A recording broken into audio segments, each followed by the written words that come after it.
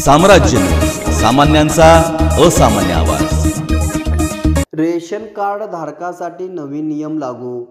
सोलापूरसह अन्य भागातील ration card धारकासाठी महत्त्वाची बातमी समोर येत आहे। तुम्ही या अगोदर तुमच्या स्वस्त धान्य दुकानातून देण्यात येत असलेले धान्य या महिन्यात न घेतल्यास ते धान्य तुम्हाला पुढच्या महिन्यामध्ये दिले जात होते, पण आता सरकारकडून हा नियम बंद केला आहे। म्हणजे आता तुम्ही ज्या महिन्याचे धान्य त्याच महिन्यात घेतले पाहिजे, अन्यथा तुम्हाला पुढच्या महिन्यामध्ये धान्य मिळणार नाही, असा नवीन नियम अन्न व नागरी पुरवठा खात्याकडून राबविण्यात आला आहे। यामुळे उर्वरित अन्नधान्याचा होणारा काळा बाजार रोखणे शक्य होणार आहे। अन्न नागरी पुरवठा विभागाकडून राज्यातील सर्व स्वस्त धान्य दुकानदारांना काही महत्त्वाच्या सूचना परिपत्रकाद्वारे पाठवण्यात आल्या आहेत।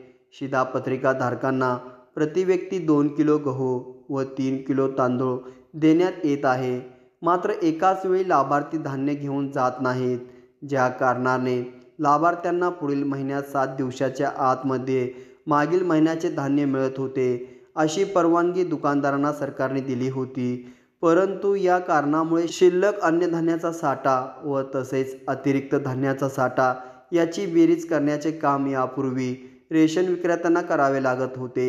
या कारणाने याचा गैरफायदा घेऊन यातून संबंधित स्वस्त धान्य दुकानदार काळा बाजार करीत होते। दरम्यान नवीन नियम लागू करण्यापूर्वी राज्यस्तरीय बैठक घेण्यात आली होती। या बैठकीमध्ये स्वस्त धान्य वितरणातील त्रुटीबाबत चर्चा करण्यात आली आहे।